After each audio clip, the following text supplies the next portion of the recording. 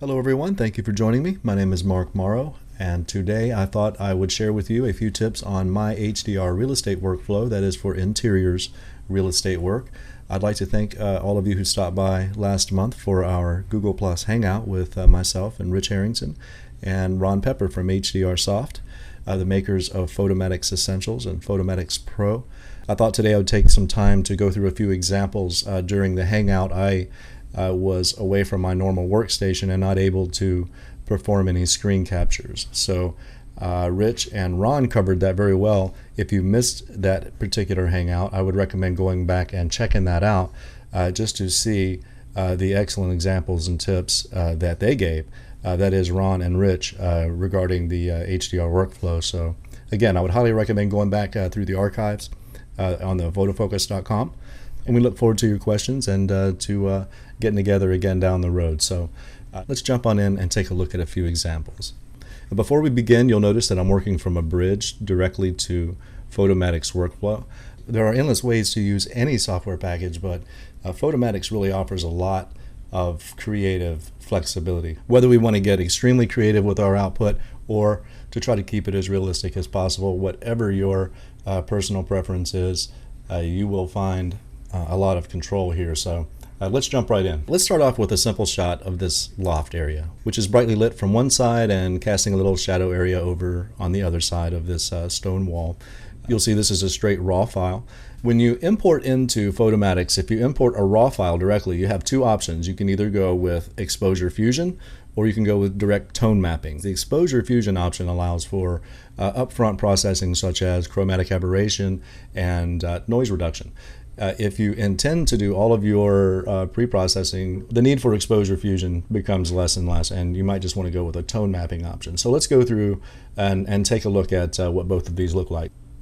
And this is the benefit of using Photomatix Pro, is that we can drag a single raw file over into the Photomatix window, and we now have a dialog box here that's asking us if we want to reduce noise, we want to reduce chromatic aberration, if we want to adjust the white balance as shot based on the normal white balance settings we're accustomed to in our cameras, the color space you want to work in.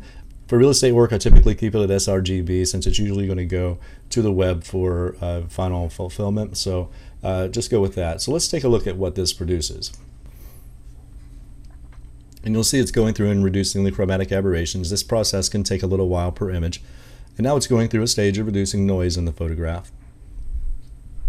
It's generating exposures that we'll need to create a final composite based off of the single image that we loaded. And here we have a processed result. So this particular preset is defaulting back to the last one that I used, which happens to be the photographic preset that we see down here.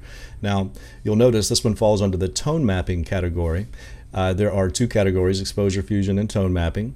Tone Mapping has a few subcategories underneath of it, such as the Details Enhancer, which really gives you the full command and control. Contrast Optimizer provides a minimal set of controls, but they really do a lot if you start to play around with these, and as far as the detail that you can add and take away from a photograph.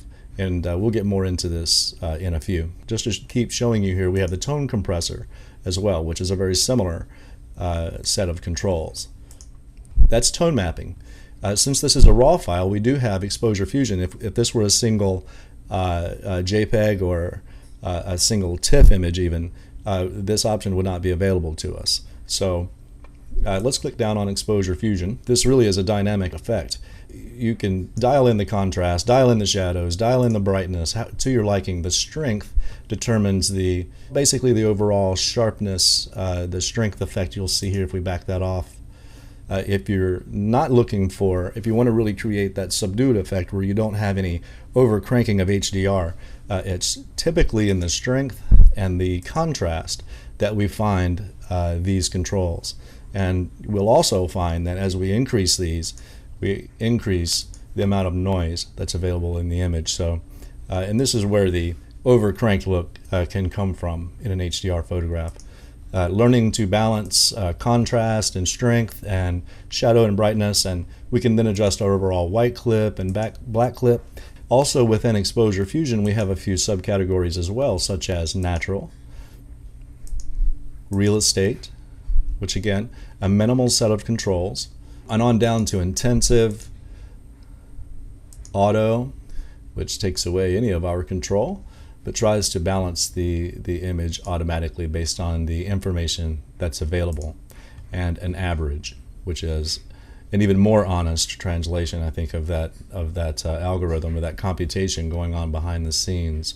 So we'll find that a lot of the power exists in tone mapping. So the more that we can pre-process our photographs up front in Adobe Lightroom or Adobe Camera Raw or whichever engine we prefer to use, the more control that we'll have over the image in the tone mapping process.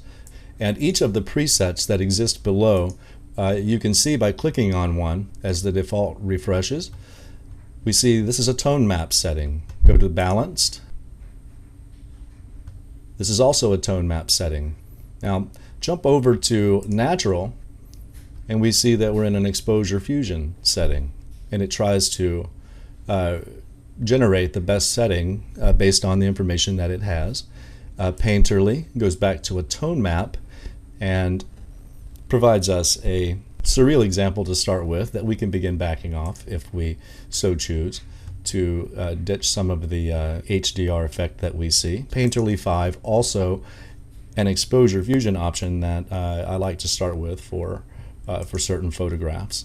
And so you get the picture. Vibrant, that's a tone map that really tone maps basically every line in the photograph. And if you're looking for something ultra detailed, this is a great place to start. For some photographs this works really well. It can be overcranked to create the ultra HDR effect, but for the most part you can get as creative as you like. Highly recommend going through and playing with each one of them, and it goes all the way down the gamut here through a variety of creative options and soft and smooth options and even black and white options. So I would highly recommend downloading a free trial of Photomatix Pro and jumping in and just playing around with some of these features. And that's really all there is to it. And this image is always going to go, for me, into a final edit in ACR directly from here before final upload to the client. Let's take a look at another example. Let's go down and take a look at this alcove shot. Okay, instead of just dragging the image like last time right over into the Photomatix window, let's open it up in Adobe Camera Raw by clicking on the little aperture icon up here at the top. Let's go ahead and do some pre-processing. Let's jump right over to our Lens Corrections tab and select the Enable Lens Profile Corrections tab. This particular job was shot with a crop sensor Canon, and it knows that I used a Sigma 10-20 lens through the metadata that was uploaded in the file. We don't have to do anything more really here unless we don't like this particular look or we feel it takes away or detracts from it, but it removes the vignetting effectively from around the edges of the lens, especially when using a wide angle lens. And so we don't want to do anything to minimize our highlights or shadows. I don't want to mess with the tone curve at this point, but I do want to go over and select Remove Chromatic Aberration. I see a small amount of green fringing happening over here, so I'm going to back it off a hair. And that's because our green tree is behind the window back here, casting a green light back up into our scene, and we can minimize that just a little bit right here. But because the image is well lit, there's not a lot of noise in this image, but we're going to go over and apply just a small amount of luminance noise reduction and crank the detail preservation up a hair. Back the color noise reduction back down a bit, and do the same with its detail slider. You might add smoothness if you care to. It generally makes a nominal difference. I notice the shot is off center, so let's go back over to our Lens Corrections tab. From here, let's jump over to the Manual tab and take a look at a few upright controls. We'll notice the default is off. If you click on Automatic, it'll try to adjust the image itself automatically, which it did a great job, except something looks distorted in the vertical plane. Let's come over and choose the full apply level. It's centered it up fine on the horizontal plane, but I'm not comfortable with the stretch that occurred in the vertical plane. So I'm going to go back to Automatic, and I'm going to check just the horizontal. Let's go with that. Now let's navigate down to the lower left-hand corner to save image. From here we have another dialog box that gives us the option to save this photograph with the changes we've made in a variety of formats. In this case, I want to save it as a TIFF file at 300 pixels per inch. Do not resize in this case. Just go ahead and keep everything as is, and we can save a copy as we You can see it saving down here as well. And when it finishes, we can come over to Done, and it will save our raw adjustments and create our TIFF file that has been adjusted that we can now drag over into our Photomatix Pro window. And from here, you'll notice that it bypassed the exposure fusion option because it's not a raw file. It's assuming that you've already done any pre-processing that you might need to have done, even though when you select the tone map option, we have all of our full control and really quite a nice looking image to work with. And so if we navigate over to a realistic photographic look, we begin to get a good idea of a starting point and where we want to go with this image. Let's take a look at balanced and default. Assuming we would want to use, let's say, something like this as a starting point, let's jump on over to apply, and it will apply those settings. And from here we have the option of making a few saturation and contrast tweaks, but assuming we like the product and want to move forward with it, we can save the final image from this point into that same area as a JPEG, or you could save it as a TIFF if you like. And when the file has saved, just click the X in the corner of the image. Let's navigate back over to Bridge, and here's our final result that we can now go back up to our camera raw icon, click on that, bring that back up, and start making any adjustments that you would want to the image from there. Start removing highlights and whites and backing things off. Let's bring some shadows back in and navigate over to the tone curve, and now we're free to start, really dialing in contrast as we like. And so maybe come back and adjust our white balance a bit. You get the picture. The process added a little noise into the shot, then we can come back and add a little bit of reduction there as well and recover any sharpness to our edges as well. You can hold down the Alt key and drag the mask slider to bring in the detail to exactly the edges that you would like to have it. Assuming this is a product that we would be okay with, we would at this point go back to Save Image, and from here save out a JPEG, and we can resize the image as well, in which a 4000 by 3000 pixel image at full resolution is plenty for either web or print applications for real estate photography. And so we would then just click Save, and as we can see our machine churning down here, it'll let us know when it's finished. Simply navigate over and click Done, and we have our final photograph that we can upload. So as a comparison, definitely a dramatic improvement. Let's go down and take a look at another shot. This is a standard shot in any real estate scene. This is a very boring picture of a front door, but it is a necessary shot for most real estate tours to connect the outside to the inside of the property. So using the same technique that we used earlier, let's just drag our raw file right over into Photomatix Pro. Let's just do a raw exposure fusion and let Photomatix take care of our chromatic aberrations and our noise. Then we'll jump in and take care of a little tone mapping. And right off the bat, the option that was selected for the last photograph does not work so well necessarily for this photograph, even though it's really not that bad. It would just require a small amount of desaturation. You'll notice here that we have a couple of options for saturation. We have an overall saturation tab at the top, and if we slide to the bottom, we have a saturation shadows and saturation highlights options as well. So we can back the highlight saturation off. And it's really the bright overtones that tend to be oversaturated in some of these overdone HDR photographs. And so if we start there, then we begin to find a little bit more of a realistic look to our floor and our wood tones. And again, you can go back and tweak these to your liking, but in the end, if we start with one that we know is an accurate rendition of what we saw with our eye, then we're going to be in good shape. 9 times out of 10, natural produces a good starting point to work with. As you can see, it removes the spiking of light through the windows and brings up the foreground very nicely. It's very rarely a very flattering shot, but it is a necessary shot, and so I wanted to share that example with you. Let's take a look at another.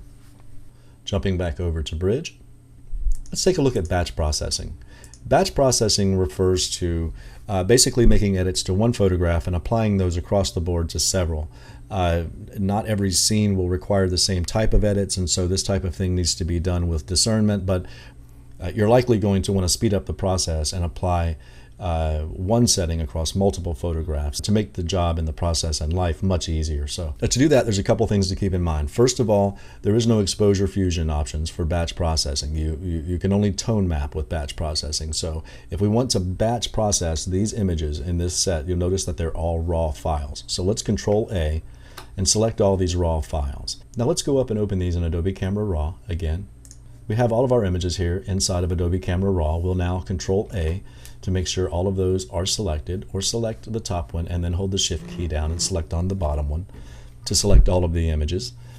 From here, let's navigate back over to our Lens Correction tab, go over to the Profile tab. Let's turn on our lens profile corrections, and it automatically knows once again that I used the Sigma glass for this shot. Each image might require its own specific tweaking as far as how the image might need to be straightened. This particular image looks fairly straight, but just to be sure, let's navigate over to Manual. Let's click the Auto option. Let's choose the Full Auto option, and let's choose the Horizontal option. Okay, let's go with the Horizontal option. You might do this for each and every photograph. Go down, look for what it may need, straighten accordingly. But for every photograph, let's Control A, let's navigate back over to Details, and let's add a little luminance noise reduction, a little color noise reduction. Let's increase the luminance detail tab to preserve that. Hold the Alt key down and provide a little sharpening for the edges. Again, we don't want to do anything with our tone map, just with our lens corrections and noise reduction.